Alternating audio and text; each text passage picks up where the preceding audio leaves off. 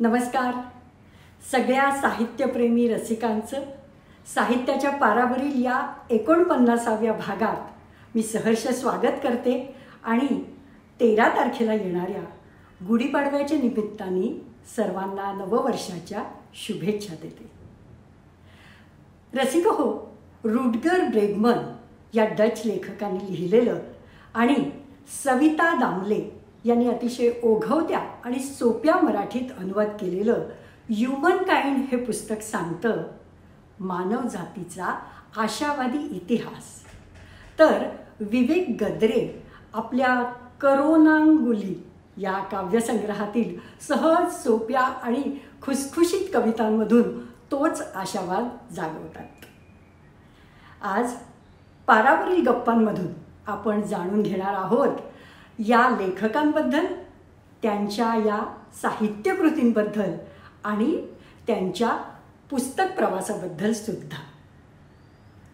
Human kind या पुस्तकावरील वाचक प्रतिक्रिया देण्यासाठी आज इथे उपस्थित आहेत मेधा कुलकर्णी आणि करोनांगुलीमधील एका खुसखुशीत कवितेचं काव्यवाचन करण्यासाठी आलेले आहेत केदार परुळेकर. या लेखक वाचक द्वयींचं साहित्याच्या पारावर स्वागत.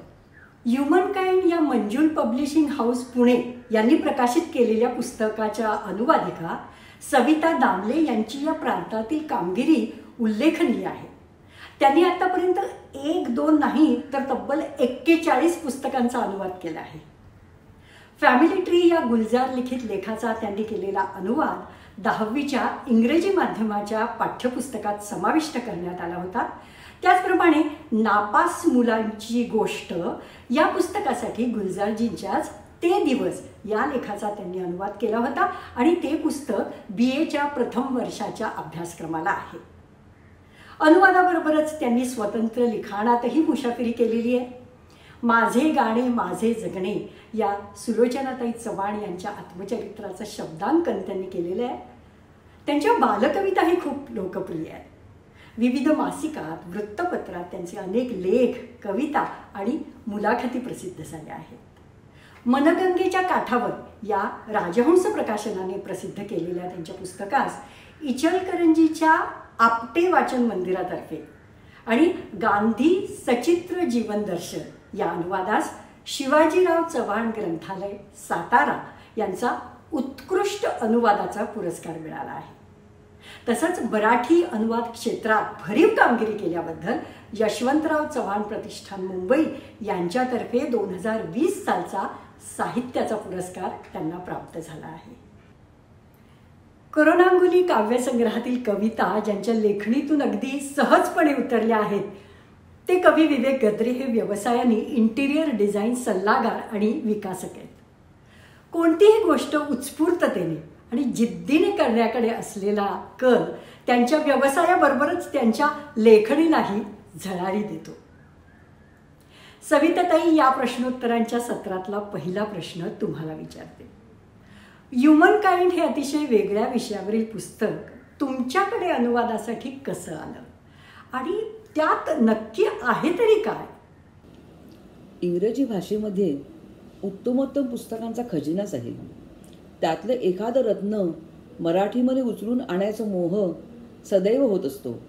त्यामुळे कधी मी प्रकाशकांना एखादं पुस्तक सुचवते तर कधी ते मला एखादं पुस्तक करायला देतात. आता ह्या पुस्तकाबद्दल सांगायचं तर मंजुल पब्लिशिंग हाऊसचे संपादक चेतन कोळी ह्यांनी मला हे पुस्तक कराल का असं विचारलं आणि वाचायलाही पाठवलं. पुस्तक वाचता वाचता मी एवढी भारावून गेले ना की त्याचा अनुवाद माझ्या डोळ्यांसमोर असा उलगडू लागला. या पुस्तकात काय म्हटलंय? ते म्हणतात की माणूस मुळात स्वार्थीच असतो. स्वार्थ नसेल तर तो काहीही करत नाही.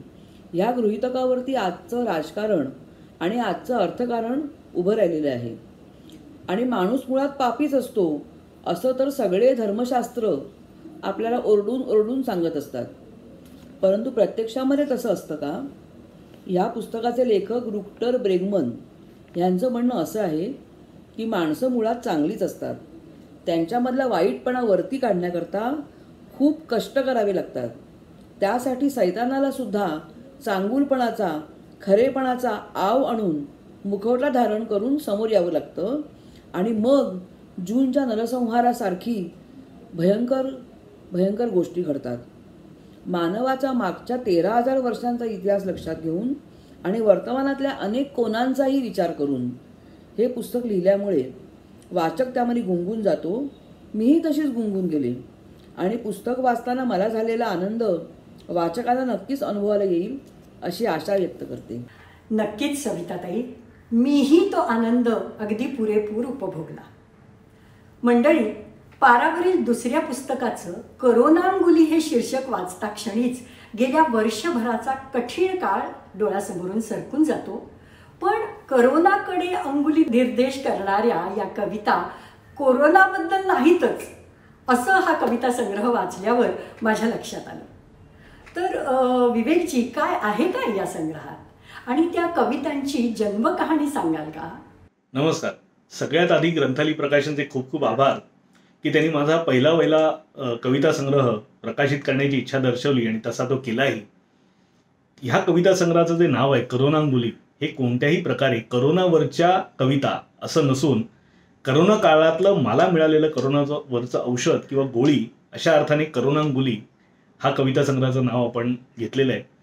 आणि ह्या पूर्ण कविता संग्रहामध्ये करोनावरच्या कोणत्याही कविता नाहीत, तर अत्यंत वेगवेगळे विषय. म्हणजे हे जेव्हा मी करायचं ठरवलं त्यावेळेला एक पण केला होता की सकाळी उठल्यानंतर पहिला शब्द जो मनात येईल त्यावर कविता करायची आणि मराठीमध्ये पद्यामध्ये जे जे काही प्रकार आहेत ते सगळे आपण त्याच्यात वापरून पाहायचे. काही प्रकार मला लिहिल्या जमले, काहींवरती अजूनही मी काम करतोय, पण 50 दिवसात 50 कविता मी पूर्ण करू शकलो आणि ह्या तुमच्यासमोर मी आज ह्या कविता संग्रहाच्या माध्यमातून ठेवतोय. तुम्हालाही त्या नक्की आवडतील. खूप वेगवेगळे विषय, गमतीशीर विषयही आहेत, मनाला चटका लावणारे विषय आहेत, तुम्हाला विचार करायला प्रवृत्त करणारे विषय आहेत. तर तुम्ही हा कविता संग्रह नक्की वाचा.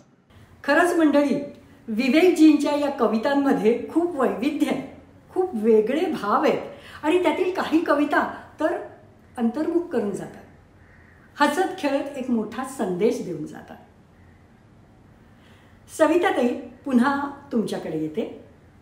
ह्युमन काइंड हे आशावादी आणि तरीही वास्तववादी पुस्तक वाचत असताना जाणवलं की लेखकानं मानवी चांगुलपणाच्या बाजूने लिहिताना बरेच दस्तावेज प्रस्तुत केले आहेत, उदाहरणं दिली आहेत आणि प्रत्यक्ष घडलेल्या प्रसंगांचे दाखलेही दिलेले आहेत.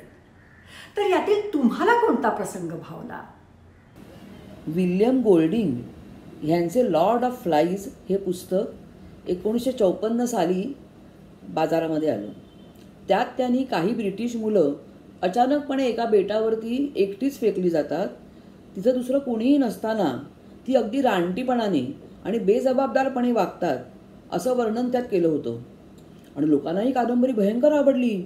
ते म्हणाले, काय मोठी वास्तवदर्शी कादंबरी आहे, म्हणजे माणसं अशीच वागणार, लहान मुलांचे पाय पाळण्यात दिसतात, ती पण तशीच वागणार. परंतु कादंबरी सारखाच प्रसंग प्रत्यक्षामध्ये घडला होता. तेव्हा काय घडलं ह्याचा लेखकांनी शोध घेतला तर काहीतरी वेगळंच त्याला दिसून आलं. त्याचं असं झालं की न्यूझीलंडजवळील टोंगा नावाच्या एका बेटावरती 6 शाळकरी मुलं वसतिगृहाच्या अत्यंत कडक शिस्तीला कंटाळली आणि त्यांना वाटलं की आपण न्यूझीलंडला पळून जावं. त्यांना तेवढा काही पोच नव्हता, वयही लहान होतं. त्यांनी काय केलं की एक बोटच अशी भाड्याने घेतली आणि मग सोबत फक्त केळी, पाणी, नारळ आणि स्टोव असं घेऊन ती मुलं निघाली. म्हणजे नकाशा वगैरे घ्यावा हेही त्यांच्या डोक्यामध्ये आलं नाही. ती मुलं समुद्रामध्ये भरकटली आणि 7-8 दिवसांनी आटा नावाच्या एका निर्जन बेटावरती ती पोचली.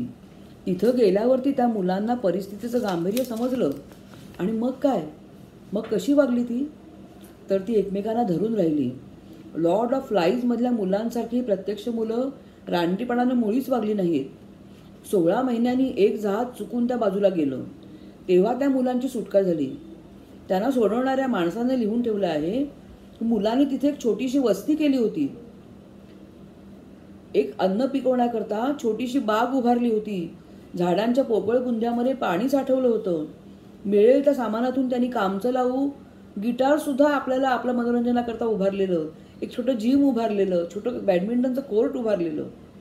आणि कायमची शेकोटी किती आवश्यक आहे, अग्निहोत्र म्हणजे कायमची शेकोटी का? कारण काय, त्यांनी अनेकदा त्या ठिणग्या पेटण्याकरता कित्येक तास त्यांनी सुरुवातीला घालवलेले, की ते ह्याच्या गारगोटी असते ना त्याची, तर त्यामुळे ती शेकोटी सारखी पेटवत ठेवणं किती आवश्यक आहे हे त्या मुलांना कळलेलं होतं.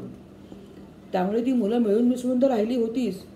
आता त्यांच्यामध्ये भांडणं पण व्हायची, पण भांडणं झाली, ज्या दोघात भांडण व्हायचं त्यांना बाकीची मुलं सांगायची, तू इकडे निघून जा, तू तिकडे निघून जा, 2 तास यायचं नाही समोर एकमेकांच्या, आणि मग तुमची माती शांत झाली की या.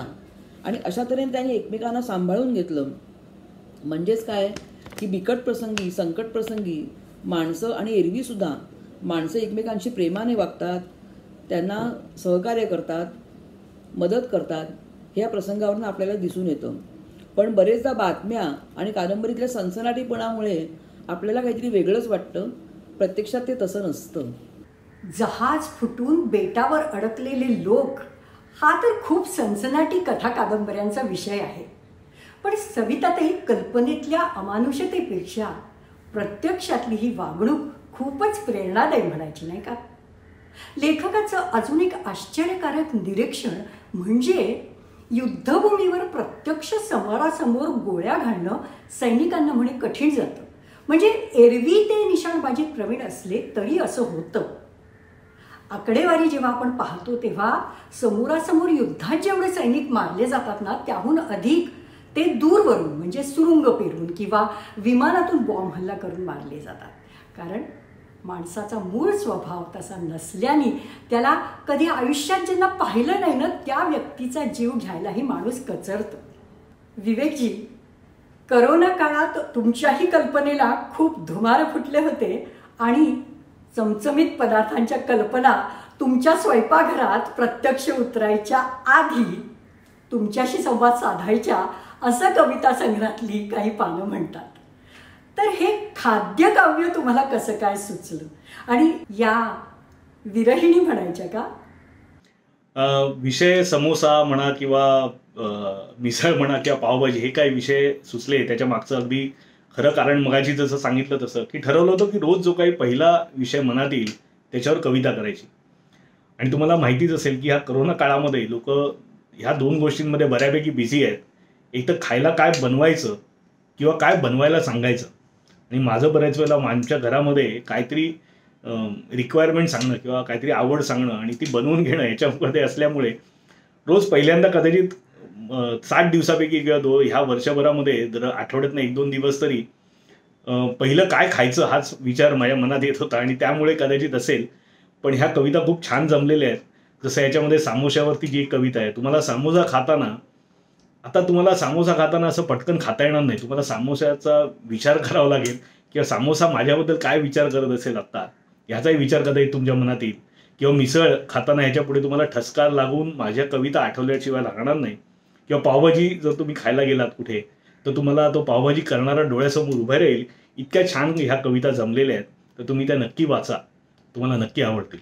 आणि ह्याच्यात मी म्हटलं तसं की असे विषय सुचत राहणं आणि त्याच्यावरती कविता करता येत राहणं, ह्याच्यामुळे मला जो आनंद मिळाला, मी जे म्हटलं मगाशी की करोनांगुली हे नाव दिलेलं आहे की मला सापडलेली गोळी, की बराचसा माझा काही शीण होता किंवा जे काही टेन्शन होतं हे अशा गोष्टींमुळे माझं कमी होत होतं आणि ते तुमचंही होऊ शकेल. सो नक्की त्या कविता वाचा. खरंच मंडळी, विवेकजींच्या समोसा, मिसळ, पावभाजी इत्यादी चमचमीत पदार्थांवरील कविता खूपच छान जमल्या आहेत. त्यातले तपशील पाहून त्यांच्या निरीक्षण शक्तीला आणि त्याचबरोबर काव्यप्रतिभेला दाद दिल्याशिवाय राहवत नाही. त्यातला समोसा या कुरकुरीत कवितेचा आस्वाद तुम्हाला घ्यायलाच हवा. आणि त्यासाठी आज आपल्याकडे आले आहेत अभिनेता, कवी, जादूगार आणि बोलक्या बाहुल्यांचे बोलवते धनी केदार परुळेकर. नमस्कार, मी केदार परुळेकर. विवेक गद्रे यांचा एक नवीन कविता संग्रह प्रकाशित होतोय, करोनांगुली. फार सुंदर असं नाव आहे. त्यातलीच ही एक कविता आपल्यासमोर सादर करतो. कवितेचं शीर्षक आहे साध अंतरीची सामोस्याची. सामोस्याचं अंतरंग उलगडून दाखवलंय, ऐका. कुरकुरीत त्या कवचामधुनी मला मुक्त तू करशील का. काय म्हणतोय सामोसा? कुरकुरीत त्या कवचामधुनी मला मुक्त तू करशील का, पित्त खोकला जरा विसरुनी ओठाजवळी धरशील का. कुरकुरीत त्या कवचामधुनी मला मुक्त तू करशील का, पित्त खोकला जरा विसरुनी ओठाजवळी धरशील का. लठ्ठ बटाटा मस्त मळोनी, लठ्ठ बटाटा मस्त मळोनी वाटाण्याने भरली ओटी. लठ्ठ बटाटा मस्त मळोनी वाटाण्याने भरली ओटी. फोडणीचे हलहल गिळोनी आले मिरची धरली पोटी. फोडणीचे हलहल गिळोनी आले मिरची धरली पोटी. गरम मसाला जीभ रिझविण्या मीठ घेतले चवीच साठी. गरम मसाला जीभ रिझविण्या मीठ घेतले चवीच साठी. लिंबू फुलते आंबट करण्या कोथिंबीरही स्वादासाठी. बल्लव सरला मैद्यासाठी, बल्लव सरला मैद्यासाठी मळून घेतली कणिक वाटी. बल्लव सरला मैद्यासाठी मळून घेतली कणिक वाटी. करुणी घेतल्या सुबक गाठी मला नेसण्या कवचासाठी. तेल तापले भर भर भर भर, तेल तापले भर भर भर भर तळून घेण्या केली गडबड. तेल तापले भर भर भर भर तळून घेण्या केली गडबड. अंग पोळले थर थर थर थर तुझाच होण्या सारी धडपड. रंग घेऊनी तांबूस पिवळा, रंग घेऊनी तांबूस पिवळा झारी मध्ये अलगद चढलो. रंग घेऊनी तांबूस पिवळा झारी मध्ये अलगद चढलो. तुझा भुकेला प्रेमी भोळा कूस बदलुनी प्लेटी पडलो. थांब जराशी थांब जरा तू, थांब जराशी थांब जरा तू चटणी मधुनी नाव न येतो. थांब जराशी थांब जरा तू चटणी मधुनी नाव न येतो. सोबतीस घे पाव जरा तू मिरची शोधुनी तळून घेतो. भल्या भुकेला, भल्या भुकेला तुझ्या स्मरुनी, भल्या भुकेला तुझ्या स्मरुनी प्रपोज पुन्हा भग करतो मी. कुरकुरीत त्या कवचामधुनी मला मुक्त तू करशील का. कुरकुरीत त्या कवचामधुनी मला मुक्त तू करशील का. पित्त खोकला जरा विसरुनी ओठाजवळी धरशील का. पित्त खोकला जरा विसरुनी ओठाजवळी धरशील का. साध अंतरीची सामोसाची विवेक गद्रे यांच्या करोनांगुली या काव्यसंग्रहाला खूप खूप शुभेच्छा. सामोशाचं आणि विवेकजींचंही अंतःकरण छान उलगडून दाखवलं. आपल्यापैकी खवय्या श्रोत्यांनी केदार आणि विवेक या जोडगोळीला नक्कीच दाद दिली असेल. सविताताई, पुन्हा तुमच्याकडे वळते. ह्युमन काइंड या पुस्तकात लेखकांनी मानवाला होमोपपी म्हटलंय. ही काय संकल्पना आहे बरं? आणि पुस्तकात असे बरेच सिद्धांत आढळतात ज्यांचा आपल्यावर निश्चितच प्रभाव पडतो. तर त्याबद्दल थोडं विस्तृतपणे सांगू शकाल का? आपण होमोसेपियन्स म्हणजे प्रत्यक्षामध्ये होमोपपीज आहोत असं लेखकाचं म्हणणं आहे. आपल्याला माहितीच आहे की लांडग्याला माणसाळवून कुत्रा निर्माण झाला. या लांडग्यामध्ये आणि कुत्र्यामध्ये जो फरक असतो ना, तोच फरक निएंडरथाल मानवामध्ये आणि आपल्यात असतो. आज आपण आहोत त्यापेक्षा निएंडरथाल मानव हा अधिक धट्टाकट्टा, अधिक मोठ्या मेंदूचा होता. पण तो समाजप्रेमी नव्हता. आपण समाजप्रेमी आहोत. समाजामध्ये वावरण्यासाठीच आपण आपल्या उग्र स्वरूपातून सौम्य स्वरूपामध्ये आलो. म्हणजे आपण माणसांनीच एकमेकांना माणसाळवलं. ते कसं ते या पुस्तकामध्ये विस्तारानं वाचलं पाहिजे, कारण त्यांनी त्यासाठी रशियामध्ये केलेल्या प्रयोगांची माहिती दिली आहे, चित्रही दिली आहेत. सगळं तर इथंच सांगणं शक्य नाही, पण एवढं सांगते की समाजामध्ये वावरताना आपण एकमेकांच्यावरती विश्वास ठेवतो, एकमेकांकरता बऱ्याच गोष्टी करतो, आपण एकमेकांची मनं राखतो, मैत्री करतो, एकत्र मिळून काम करतो. म्हणूनच आपलं रूप निएंडरथाल मानवापेक्षा सौम्य झालं. आपला जबडा छोटा झाला, पुढे आलेलं कपाळ मागे गेलं, एकमेकांच्या आपण डोळ्यामध्ये बघू शकलो, आपले चेहरे आपल्या भावनांचे आरसे झाले. रोझेनथाल नावाच्या एका मानसतज्ञांनी पिग्मेलियन इफेक्ट हा प्रयोग केला होता. त्यात त्यांनी शाळेतली काही मुलं अंदाजपंचे निवडून काढली आणि शिक्षकांना सांगितलं की ही मुलं हुशार आहेत, ह्यांच्यावरती लक्ष ठेवा. त्याचा परिणाम असा झाला की कुणीतरी आपल्याला उत्तेजन देतंय, आपण हे करू शकू असं कुणाला तरी वाटतंय, कोणतरी आपल्याला महत्त्व देतंय, ह्या कल्पनेनं त्या मुलांची खरोखरच खूप प्रगती झाली. आता गोलेम इफेक्ट हा बरोबर विरुद्ध असतो, हा नकारात्मक असतो आणि ह्याचे प्रयोग करणं नैतिकदृष्ट्या योग्य नाही. पण तरी तो प्रत्यक्ष जीवनामध्ये आपल्याला किती ठिकाणी दिसून येतो. अहो म्हणजे तुला काय हे जमणार आहे, तू नसती स्वप्न बघू नकोस, आपण आपल्या लायकीत राहावं असं सांगून मानसिक खच्चीकरण कितीला तरी केलं जातं हे बघतो आपण. ते गरिबांचं केलं जातं, ते मुलींचं केलं जातं, ते समाजाच्या वळचणीला उभ्या राहिलेल्या उपेक्षितांचं केलं जातं आणि त्यामुळेच त्यांना त्यांची खरी क्षमता कधीच गाठता येत नाही. अशी उदाहरणं किती आपल्याला आसपास दिसतात. खरंच सविताताई, पिग्मेलियन इफेक्ट खूपच प्रभावी असतो याची कितीतरी उदाहरणं आपण आपल्याकडे पाहतो. मानवाकडे अनुकंपा, निस्वार्थ बुद्धीच मोठ्या प्रमाणावर असते असं ठासून सांगणारे सिद्धांत जेव्हा लेखक मांडतो ना, तेव्हा आपलं मन सकारात्मकतेने अगदी भरून जातं. विवेकजी, अहो उठा, घोरत काय पडला आहात, हे पालुपद असलेल्या स्वप्नातून वास्तवात आणणाऱ्या सुंदर कविता म्हणजे या तुमच्या कविता संग्रहाची खासियत. या सगळ्या कविता तुम्हाला खरंच स्वप्नात सुचत होत्या का हो?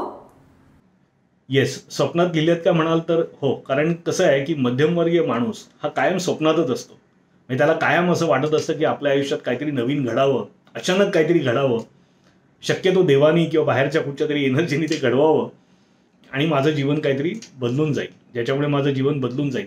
तसंच मीही स्वप्न पाहतो आणि ही स्वप्न कुठेतरी वेगळ्या स्वरूपात तुमच्यासमोर ठेवण्याचा प्रयत्न केला आहे.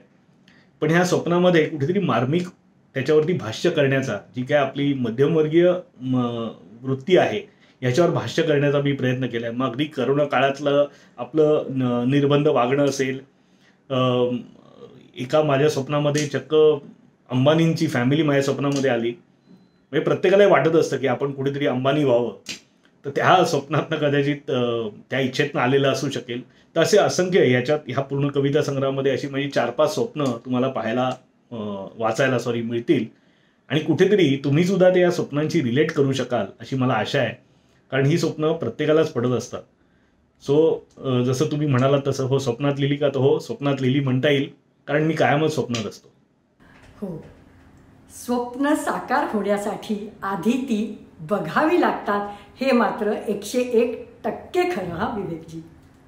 सविताताई, तुम्ही इतक्या विविध प्रकारच्या पुस्तकांचे अनुवाद केलेत, तर मला असं सांगा की कथा कादंबरीचा अनुवाद आणि अशा समाजशास्त्रीय पुस्तकांचा अनुवाद यात काही फरक जाणवला का? आणि हो, अनुवाद हा परकाया प्रवेश असतो, तर लेखकाच्या या विचारसरणीचा तुमच्या वैयक्तिक जीवनावर काही परिणाम झाला का? म्हणजे तुमचा दृष्टिकोन बदलला का? कथा कादंबरीचा अनुवाद करताना त्या मूळ लेखकाचा सांस्कृतिक अवकाश आपण आपल्या भाषेमध्ये उचलून आणत असतो. तिथल्या संवादांना, मानवी मनातील विचारांना आपल्या भाषेतील रंगाने सजवायचं असतं. पण ते रंग कुठे वाजवीपेक्षा गडद किंवा फिकट होता कामा नयेत ह्याची काळजी घेणं म्हणजे तारेवरची कसरतच असते. मात्र त्या पुस्तकांपेक्षा ह्युमन काइंडसारखी समाजशास्त्रीय पुस्तकं अनुवाद करताना थोडा वेगळा विचार करावा लागतो. कथा कादंबरीतल्या अनुवादाची भाषा लालित्यपूर्ण असू शकते, परंतु असतेही, असायला हवी. परंतु अशा पुस्तकातील विचार आपण जेवढ्या सोप्या सहज शब्दामध्ये व्यक्त करू तेवढं ते वाचकांपर्यंत पोहोचवण्यामध्ये आपण यशस्वी होतो. मात्र काम करताना कळतं की सोपं लिहिणंच खूप अवघड असतं. आणि हा अनुभव मला आला. म्हणजे मी पुन्हा आता मी हे पुस्तक केलं किंवा गन्स जम्प्स अँड स्टील मी केलं, तर ते अधिकाधिक सोपं कसं करून सांगायचं त्या शास्त्रीय भाषेतून, ह्याचा मी विचार नक्कीच केला. आता अनुवादक हा परकाया प्रवेश करतो हे तर खरंच आहे, पण मला स्वतःला वाटतं की अनुवादकाची स्थिती ही पाणी तेरा रंग कैसा जिसमें मिलावे उष जैसा अशी असली पाहिजे. समोरच्या लेखकाचा विषय, त्याची लेखनशैली, त्याचं लेखनाचं बाज हे पाहून अनुवादकाने आपली भाषा आणि शैली त्याच्यासारखी केली पाहिजे. तसं करावंच लागतं. तो मूळ लेखकच मराठीमध्ये लिहितो आहे असं वाचकांना जेवढं वाटेल तेवढा अनुवाद अधिक यशस्वी झाला असं मला वाटतं. हे पुस्तक करून झाल्यावरती माझ्या मनावर त्याचा नक्कीच परिणाम झाला. मुळात मी आशावादी वृत्तीची आहे. माणसावरती विश्वास ठेवणं ही माझी सहज प्रवृत्ती आहे. पण हे पुस्तक वाचल्यावरती मला जाणवलं की 99% माणसं तशीच तर असतात की. परंतु काय होतं, बातम्या, सनसनाटी कथा आणि नकारात्मकतांचे अनुभव ह्यांच्यातून समाजामध्ये जे 1% देखील नाही आहे तेच खूप मोठ्या प्रमाणामध्ये आहे असं आपल्याला भासवलं जातं. त्यामुळे आपण त्या दूरच्या, त्या परक्या लोकांच्यावरती अविश्वास ठेवू लागतो. खरं त्यातलं पर्सनली किंवा व्यक्तिशः आपण त्यातल्या कोणाला ओळखतही नसतो, पण तरीही आपण त्यांचा तिरस्कार करायला लागतो. मग प्रत्यक्षामध्ये तीही आपल्यासारखीच भावभावना असलेली माणसं आहेत हे आपण विसरून जातो.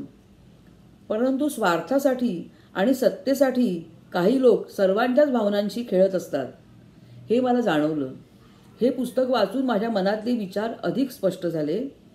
या पुस्तकाचं नावही ह्युमन काइंड असं समर्पक आहे, कारण त्यामध्ये ह्युमन आणि काइंड हे 2 शब्द एकत्र आणून लेखकाने त्याला काय म्हणायचं आहे हे अक्षरशः एका शब्दामध्ये मांडलं आहे.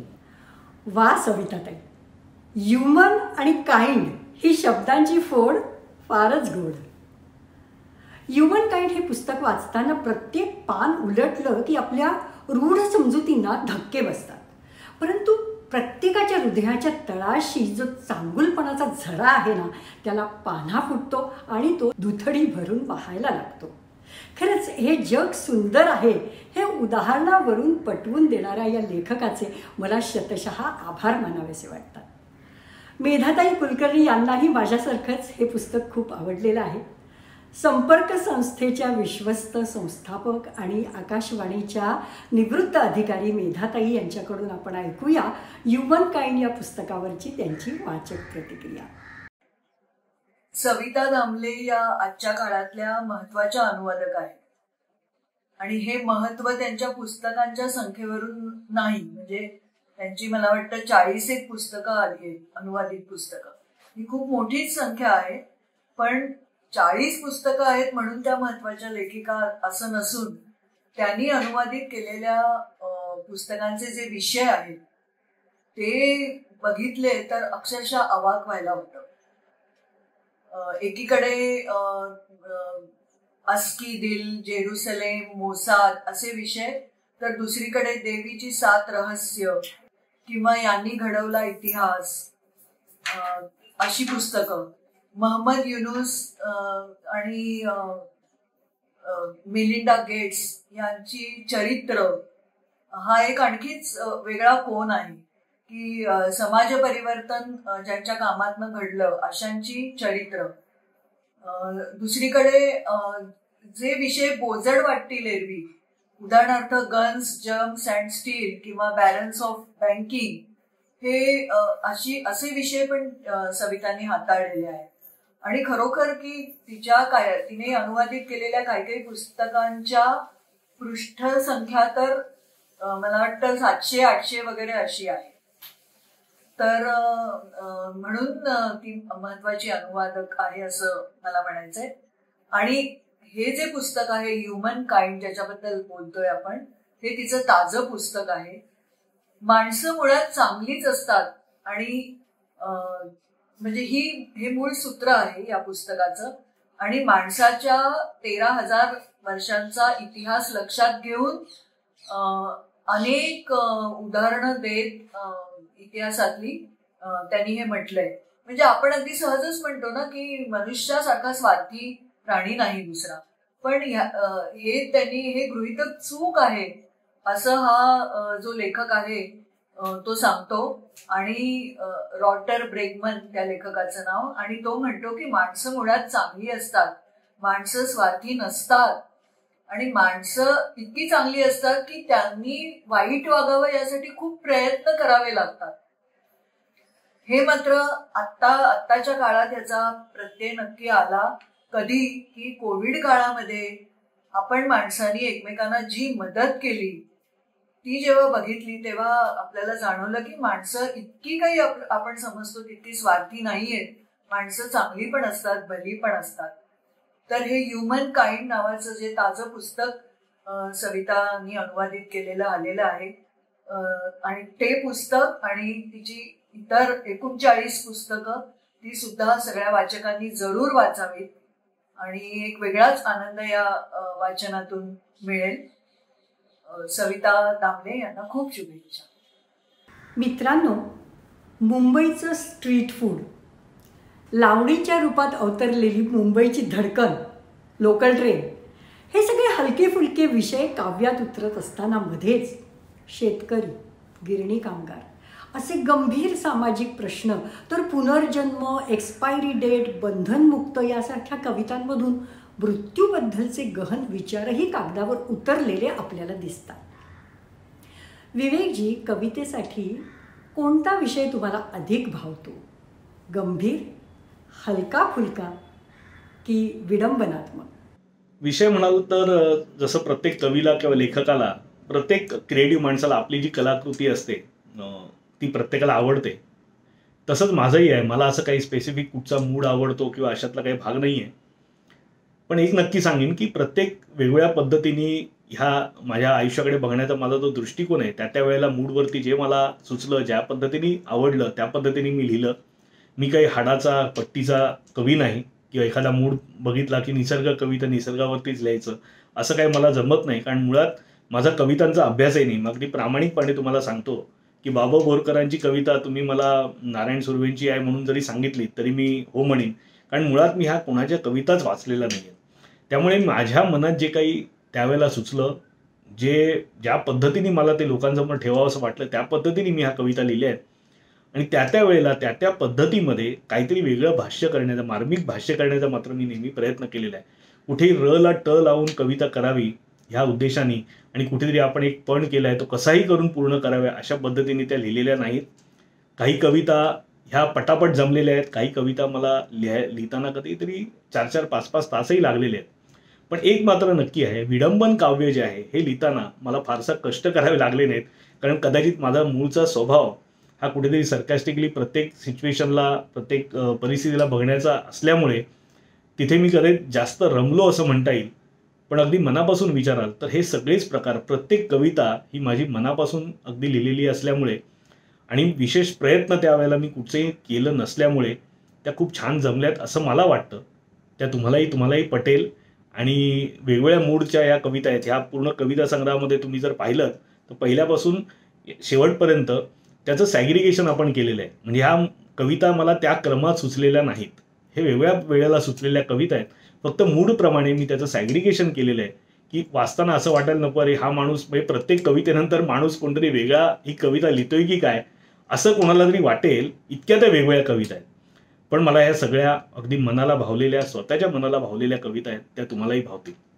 नक्कीच भावतील विवेकजी, कारण त्या अगदी मनापासून आल्या आहेत. या पुस्तकाच्या प्रस्तावनेत कविवर्य अरुण म्हात्रे लिहितात की मनात येईल ते कवितेत लिहायचं असा केवळ उत्साही बालिश अट्टाहास नव्हे, तर व्यक्त होण्याची जी अनेक वर्ष मनात रुजलेली स्वाभाविक उर्मी आहे, तगमग आहे, ती या कवितांच्या मागे आहे. मंडळी, मानवी चांगुलपणाच्या बाजूनं उभं राहिलेलं ह्युमन काइंड आणि स्वप्न आणि वास्तव या हिंदोळ्यावर झुलणारं करोनांगुली, ही दोन्ही पुस्तकं अत्यंत वाचनीय आहेत. आपण ग्रंथालीच्या या नंबरवर संपर्क साधून ती घरपोच मागवू शकता.